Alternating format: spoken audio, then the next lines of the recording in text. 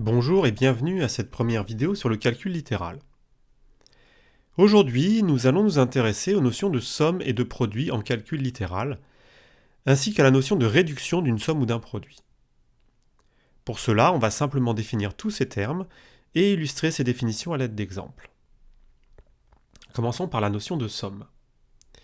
Eh bien, on appelle somme toute expression littérale dans laquelle les dernières opérations à effectuer sont des additions et ou des soustractions. Les différents éléments qui composent alors cette somme s'appellent les termes. Alors illustrons ça tout de suite par deux exemples. Première expression, a égale x plus y moins 3. Bien, dans cette expression, j'ai uniquement une addition et une soustraction, donc il s'agit bien d'une somme en vertu de la définition que nous venons de donner. Nous allons également énoncer les termes de cette somme, mais avant ça, on va faire une légère transformation en l'écrivant à l'aide uniquement d'addition. Effectivement, l'expression A peut s'écrire uniquement à l'aide d'addition si on écrit qu'il s'agit de x plus y plus le nombre moins 3. Et là, ça nous aide à voir quels sont les termes, puisqu'on considérera que les termes ici sont x, y et moins 3. Deuxième exemple, b égale 7x plus 11. Alors là, en fait, il faut bien que je remarque que j'ai en fait deux opérations. J'ai une multiplication, en réalité, puisque 7x, c'est 7 fois x, et une addition. Alors là, par rapport aux priorités de calcul, je dois effectuer la multiplication en premier et l'addition en deuxième. Donc il s'agit bien là aussi d'une somme. Cette fois-ci, elle a deux termes qui sont 7x et 11. Passons maintenant à la notion de produit. On appelle produit toute expression littérale dans laquelle les dernières opérations effectuées sont des multiplications. Les différents éléments qui composent alors ce produit s'appellent des facteurs. Premier exemple, C égale 3a au carré b. Alors là, en fait, j'ai deux multiplications qui n'apparaissent pas, qui sont sous-entendues, et une exponentiation.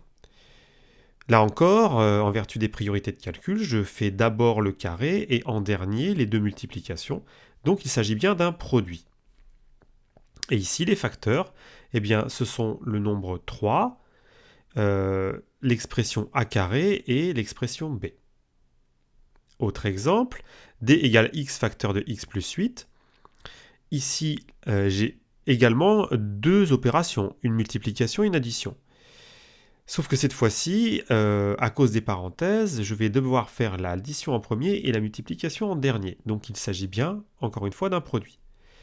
Cette fois-ci, j'ai deux facteurs, l'un est x et l'autre, c'est toute l'expression x plus 8. Passons maintenant à la définition de réduction. Alors, avant de donner les définitions, on va distinguer deux types de réduction. La réduction d'une somme ou la réduction d'un produit, qui ne fonctionnent pas exactement pareil. Réduire une somme, eh bien, ça consiste à regrouper et à simplifier les termes de même nature qui composent cette somme. Voyons ça tout de suite sur un exemple. Si je dois réduire la somme A égale 3x plus 4 moins x plus 3, je vais d'abord identifier les termes de même nature. Ici, ils apparaissent à l'aide de couleurs différentes. Je vais regrouper ces termes de même nature et ensuite, enfin, les simplifier. Ici, la réduction de la somme initiale, ça me donne A égale 2x plus 7. Pour réduire un produit, c'est presque la même chose, sauf que cette fois-ci, il s'agit de regrouper et simplifier les facteurs de même nature qui composent ce produit, et non plus les termes. Alors, qu'est-ce que ça donne ? Si par exemple on me demande de réduire le produit B égale m fois 5 fois n fois 3 fois m, je vais d'abord identifier les termes, enfin les facteurs, excusez-moi, de même nature. Ici, ils ont été identifiés par différentes couleurs. On les regroupe et ensuite on simplifie. Alors, simplifier, ça va consister en quoi ici ? Eh bien, 5 fois 3, je vais écrire 15, m fois m, je vais écrire m au carré, puis le n qui est tout seul, je vais réécrire n.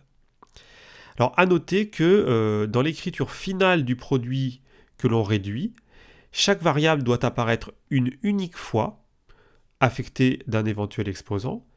Les signes de multiplication sont omis et l'éventuelle valeur numérique est placée systématiquement à gauche. Voilà, j'espère que cette vidéo vous aura plu. Et n'oubliez pas que la seule façon d'apprendre les mathématiques, c'est de faire des mathématiques. Au revoir.